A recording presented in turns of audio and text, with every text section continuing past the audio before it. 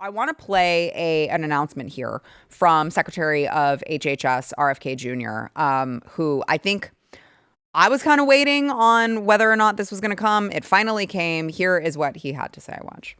At HHS, we have a division called the Biomedical Advanced Research and Development Authority, or BARDA. BARDA drives some of our most advanced scientific research. It funds developments of vaccines, drugs, diagnostics, and other tools to fight emerging diseases and national health threats. Over the past few weeks, BARDA reviewed 22 mRNA vaccine development investments and began canceling them.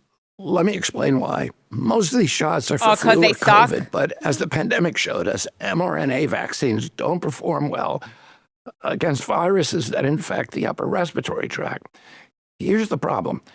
mRNA only codes for a small part of the viral proteins, usually a single antigen. One mutation and the vaccine becomes ineffective. This dynamic drives a phenomenon called antigenic shift, meaning that the vaccine paradoxically encourages new mutations and can actually prolong pandemics as the virus constantly mutates to escape the protective effects of the vaccine. Millions of people, maybe even you or someone you know, caught the Omicron variant despite being vaccinated. That's because a single mutation can make mRNA vaccines ineffective. The same risk applies to flu. After reviewing the science and consulting top experts at NIH and FDA, HHS has determined that mRNA technology poses more risk than benefits for these respiratory viruses. That's why, after extensive review, BARDA has begun the process of terminating these 22 contracts, totaling just under $500 million. To replace the troubled mRNA programs, we're prioritizing the development of safer, broader vaccine strategies, like whole virus vaccines and novel platforms that don't collapse when viruses mutate. Let me be absolutely clear. HHS supports safe, effective vaccines for every American who wants them. We need to vote for this. That's why we're moving beyond the limitations of mRNA. Okay, good. For respiratory all right, viruses great. and I'm glad. investing in better solutions. Yeah. I'm glad that we're not now investing $500 million worth of taxpayer money to mRNA technology that doesn't work. But it is annoying to hear him like, okay, let me be clear before people call me an anti-vaxxer. We definitely support safe and effective vaccines. Which ones are those? I was curious. Please show me. If you were disappointed on the vaccine front so far. I mean, no, I'm actually not. Because the way that I see it, I know there are a lot of people in the MAHA movement who expect things very quickly. I mean, they expect it a lot on day one. They're like, we need to halt the entire vaccine program. We need to do this. We need to do that. I actually disagree because you don't want to do something that's going to turn more people off than maybe intrigue them or spark some sort of a curiosity. And I understand that you have to do this with intention. You have to do this the right way. You can't just come in and upend the entire system. Sure. So I'm actually happy with the way that he has addressed it so far. I think that it makes sense.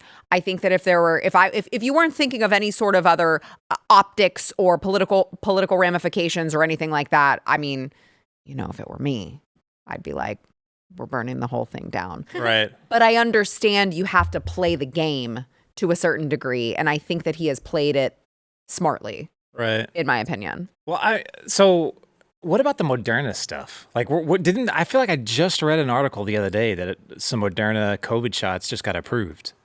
Yeah, not so long ago.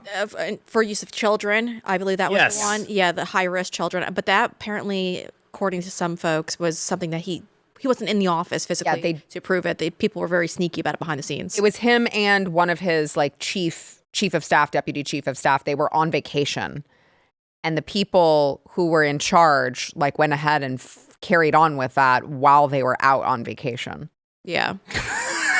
Nuts? That's nuts, but I feel like that's probably how it always works in this in this industry. For Stupid crap like that. Yeah. I mean, it's the stuff with Moderna is really, really, that stuff really pisses me off because that was like the granddaddy of them all. Yeah. When the government first got into mRNA, I have the technological transfer agreement on my computer right now that shows how the government was colluding with Moderna. Not only that, but I think we've showed it on this show before. Not only that, but the bank account at the Fed where Moderna always has to pay royalties for every single COVID shot they sell to the federal government. If that's not the most batshit crazy collusion, I mean, but that's how food works. That's how drugs work. Yeah, well, the bird flu. Remember when they were talking about the bird flu and we needed to get ahead of the vaccines? That was when Joe Biden was occupying the White House. They constantly kept pushing that out there. And they gave these massive agreements to all these big pharmaceutical companies. And they were all pharmaceutical companies that align with their political views, of course, and who have worked with them in the past. But there was no reason to invest all of this money into this technology to develop the bird flu vaccines because there wasn't a single human case of it. Now they say, oh, we're trying to get ahead of it before it becomes a thing. But that's what they said about COVID. I mean, COVID started in a lab because they were trying to get ahead of something that wasn't existing. Before we release it and it becomes a thing. Yeah. And you're like, And the worst part, too, is they're injecting this into our food. I mean, pigs right now are being injected with the mRNA vaccines, and then we're ingesting it. And there's people out there, a lot of experts who say that it's safe for us to consume the food. But then there's also others who are saying, no, this actually transfers over to humans. And so we should probably sit back and wait before we start doing this widespread. But they're still going ahead with this. Yeah, I mean, I would love for them to look into as well with mRNA. Listen, I'm on board with the fact that it does more harm than good, that the risks outweigh the benefits, and that, you could be looking at potential mutations and stuff like that. I'd like to believe, since it's led by RFK, I hope that they are also looking into that with just standard typical vaccines, because if you look at vaccines, like there's a Hib vaccine that they give children, that it used to be, I don't remember the number, but it moved from like Hib 7 to like Hib 10 because there were new mutations. There were new strains that popped up after they developed the first vaccine, because of course that's what viruses do. They look for how can I survive? How can I adapt to survive? And so that's when you end up seeing new strains and new mutations. And I don't think that is specific to mRNA from all of the research that I've done on vaccines in general. So my hope is that they look at that for these other vaccines as well, because from the research that I have done, just mom, right? Like just random Texas mom here doing all the research that I can. But even just in the research that I've done, I have seen that those mutations are not specific to mRNA. Yeah. What I could not escape the thought in my mind when we were watching him talk about that was how not too long ago, if someone said the exact same things he said, they'd immediately be deplatformed. Well, we got deplatformed. Possibly charged with something. Yeah. I mean, it just absolutely insane. And now, I mean, we are basically having the conversation that the hippies, the old school like 60s liberals used to have. Yeah. They were of this same mindset. I was talking with Glenn on radio this morning about how Howard Stern is now, no more contract for him. And he used to be the guy that he was like, I remember listening to him, and I also, in the same vein that I listened to punk rock music, it was like, not really sure if I liked it, but it was something different, and it was very anti-establishment. Yeah. We are now kind of anti-establishment, even though we are in power politically now, but we're still anti-establishment. Talking about, pushing back against big pharma, big food, all these. We are the anti-establishment, and it just feels freaking weird. It is. How the roles have reversed. It is. Will it ever switch back over? I don't know. I don't know. I think everyone's learned a very valuable lesson not to trust the government. Yeah. And I think that's what's really kind of flipped people over to this new side of things, because the left is all in. I mean, they just like, give me more government. I mean, they love it. Worse. They're getting so much worse. I mean, it's actually embarrassing, because they used to be kind of the pushback, but they're not anymore. They comply and they don't ask any questions. What RFK just said, it was very well detailed.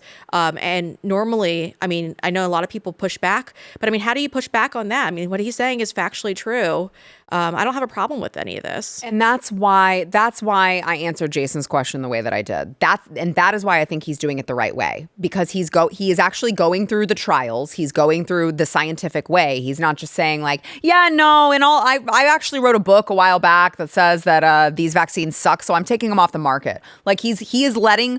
Trust the science, right? That's what they keep telling us. Trust the science, trust the experts. He's letting his experts go in there, and they're looking at it, and they're bringing him back data, and then he can then use his data and go, listen, this is the reason why. It's a perfectly sound scientific reason why we are making the decision that we're making, so that I think he doesn't get the blowback, and he doesn't get accused of just being like some crazy weirdo conspiracy theorist who's coming in there and trying to make Americans die. Yeah, but even when he does present the science, like with the autism statistics, and then there's other scientists who are like, well, actually, now we just test a lot better. Really? You test that much better? There's 8 gazillion more cases just off of the testing better on it? Right. It's such bullcrap. I know. And then those same guys that are doing the pushback, they'll also find them in the back of a magazine or on MSNBC doing a advertisement for, I approve this new vaccine for whatever.